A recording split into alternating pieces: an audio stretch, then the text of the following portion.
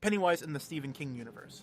Pennywise isn't confined to Derry or even to the novel It. The entity, or at least echoes of it, pop up all across Stephen King's universe. You'll find references in Dreamcatcher, the Tommyknockers, Insomnia, and even deeper Dark Tower lore. In Insomnia, the main characters literally see the Deadlights hovering over Derry. In Dreamcatcher, there's a direct callback to the events of It, with characters referencing what happened here before. Jake Epping travels back to 1958 Derry and stumbles into Pennywise's hunting ground, witnessing the famous Bradley gang shootout where it was busy feeding during the chaos. This isn't just an Easter egg thing, like when Marvel drops a Captain America shield in the background for fans to screenshot. King treats his universe like a shared cosmic sandbox, and Pennywise is one of its oldest tenets. Different names, different shapes, same flavor of cosmic wrongness. Deadlights Survivor. The Deadlights are Pennywise's true weapon.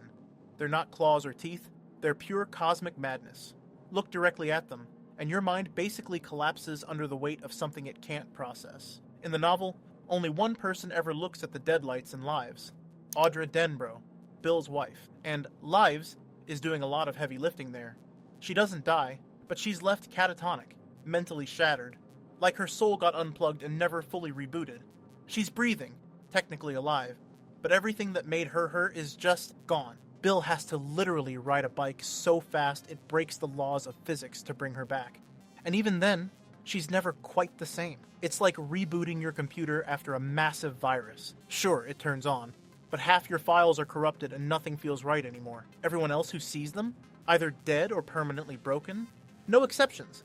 The Deadlights don't give out participation trophies. Pennywise's secret gender. Everyone calls Pennywise he, but that's just because the clown persona uses male pronouns. In reality, it is genderless, completely alien. No biology, no human categories, no gender reveal parties. But here's the twist.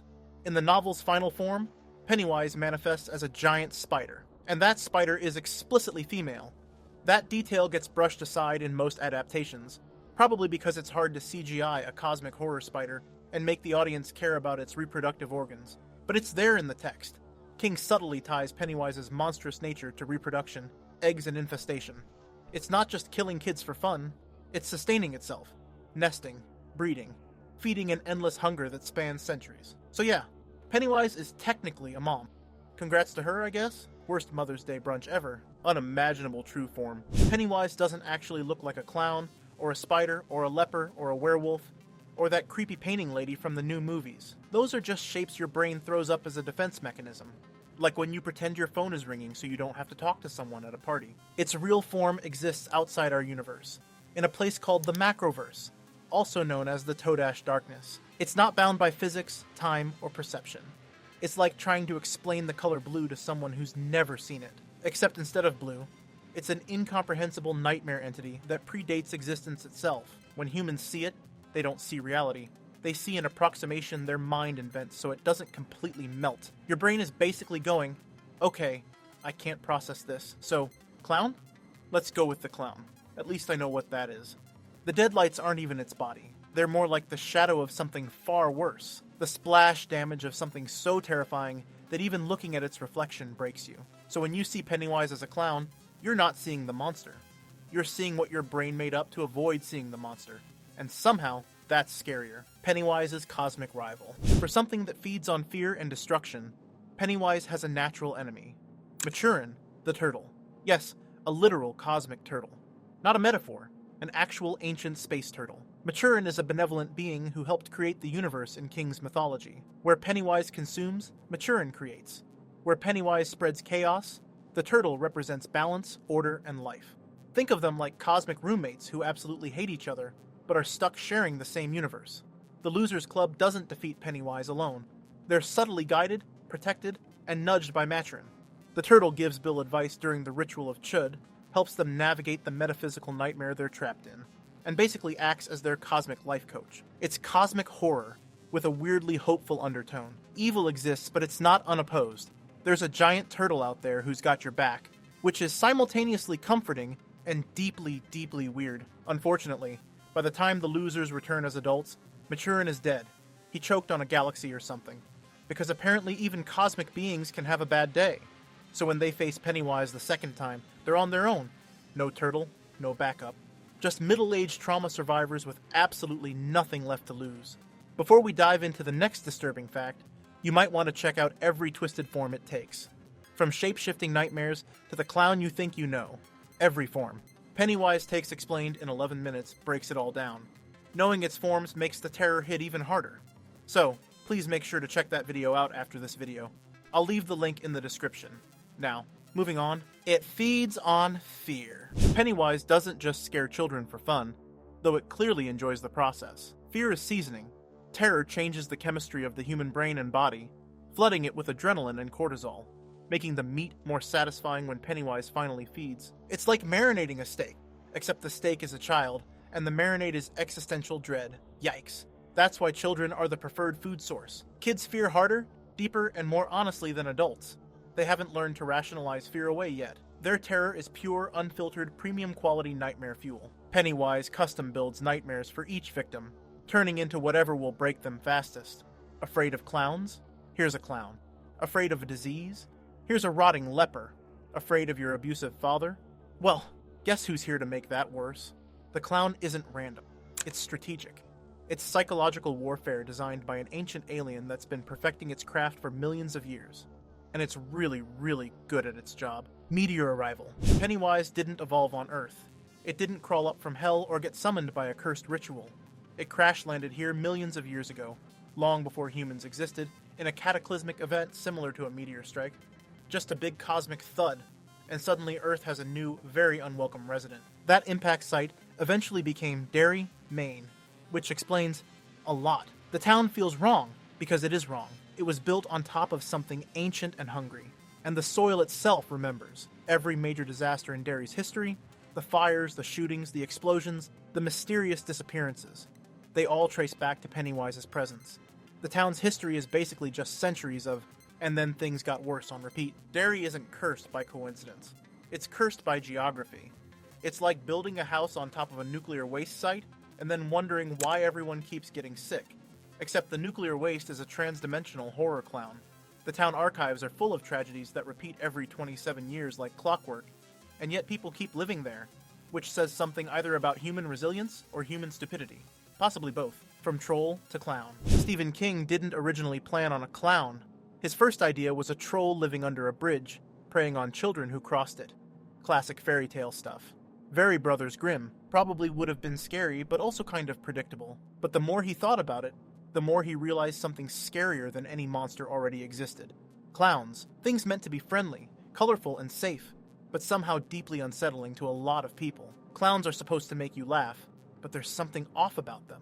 The makeup hides their real face. The smile is painted on. The whole aesthetic screams, "Trust me," while your gut screams, "Run!" So the troll evolved. The bridge became storm drains. The fairy tale turned into urban horror, and Pennywise was born. King basically looked at children's entertainment and went, "You know what would make this worse? If it ate kids." And honestly, he wasn't wrong. Pennywise as a clown is infinitely more terrifying than Pennywise as a generic troll. Fun fact, King has admitted he feels bad about ruining clowns for an entire generation. Not bad enough to stop, but you know. Mild regret, uncanny clown horror. Clowns live in the uncanny valley. Painted smiles, exaggerated features, forced happiness. They look human, but not quite. And that not quite part is where the horror lives. King deliberately chose that because children instinctively distrust it. Even kids who aren't afraid of clowns are usually wary around them. There's something primal about a face that doesn't match the emotion it's displaying. A clown says you're safe, but, Pennywise says, you're not. That contradiction is the hook. Kids approach because they're curious. They stay because they're confused. And by the time fear kicks in, it's already too late. Pennywise has them.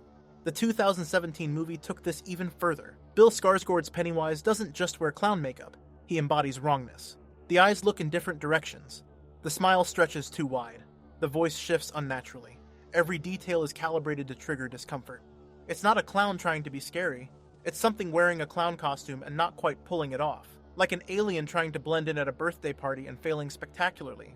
And kids notice that wrongness immediately, even if they can't articulate why. Pennywise's lingering influence. Pennywise hibernates for 27 years at a time, sleeping off its food coma like a snake that just ate a whole pig. But its influence never fully shuts off. Violence spikes. Abuse gets ignored. Disappearances are brushed aside like lost socks in a dryer. Adults in Derry aren't stupid.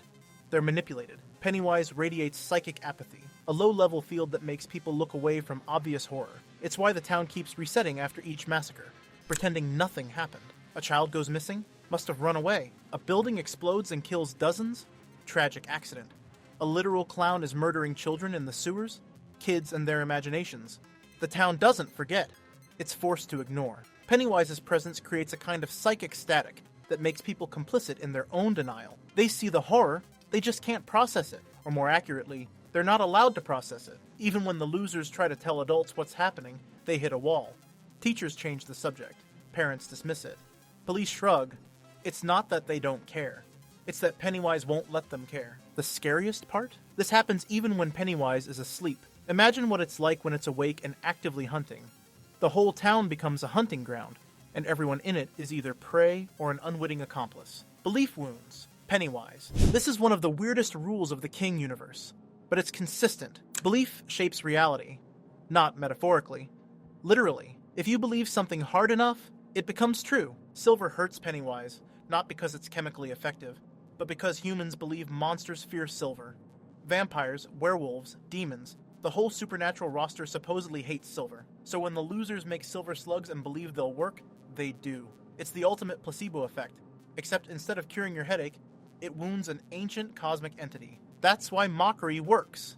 That's why imagination works. Pennywise is powerful, but it's vulnerable to human belief turning against it. If you believe it's just a clown, just a trick, just a sad monster pretending to be scary, then it weakens. In the book, the losers literally defeat Pennywise by making fun of it. They call it names, they laugh at it. They refuse to take it seriously. And it works, because Pennywise's power comes from fear. And ridicule is fear's opposite. It's like psychological judo. You take the monster's strength and flip it back on itself. The thing that feeds on terror can't handle being treated like a joke. Of course, this only works if you truly believe it. Half-hearted mockery won't cut it. You need absolute conviction, the kind only kids seem capable of. Which brings us to, children are its greatest threat. Adults lose belief as they grow up. Imagination fades. Fear becomes abstract. You stop believing in monsters under the bed because you've got bills under the mailbox, and those are way scarier. That makes adults safe, but also helpless. They can't see Pennywise for what it is. They can't fight it. They're immunized by disbelief, but that same disbelief makes them useless. Children still believe completely. They believe in magic, in monsters, in impossible things, and belief is power. That's why the Losers Club succeeds. Not because they're stronger, but because they're still capable of absolute conviction. When they say, "We can beat this thing," they mean it with every fiber of their being. No doubt, no hesitation, just pure unfiltered belief. Pennywise doesn't just fear them, it underestimates them. It sees them as food, as victims, as easy prey. It doesn't realize that kids are the one demographic capable of weaponizing their own imagination against it. And that's the mistake that finally brings the monster down. When the losers return as adults, they have to relearn how to believe. They have to tap back into that childhood mindset, the one that says, yes, this is terrifying, but we can still win. It's harder the second time. They've got mortgages, careers, trauma, and decades of rational adult thinking working against them, but they manage it, barely. And Pennywise dies not because they overpowered it, but because they believed they could. In the end, Pennywise is defeated by the same thing it preyed on, the unshakable conviction of a child's heart. Except this time, the belief isn't in monsters. It's in friendship, in love, in the idea that some bonds are stronger than fear. Cheesy and cliché, but hey, it works. And for something that's existed for millions of years, feeding on terror across countless worlds, that's still the one thing it never saw coming. And if you thought you caught every terrifying detail about Pennywise, think again.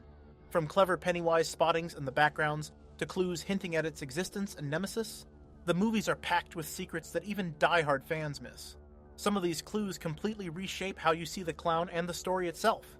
That's exactly what we break down next in every hidden detail. You missed in it. Movies explained in 11 minutes.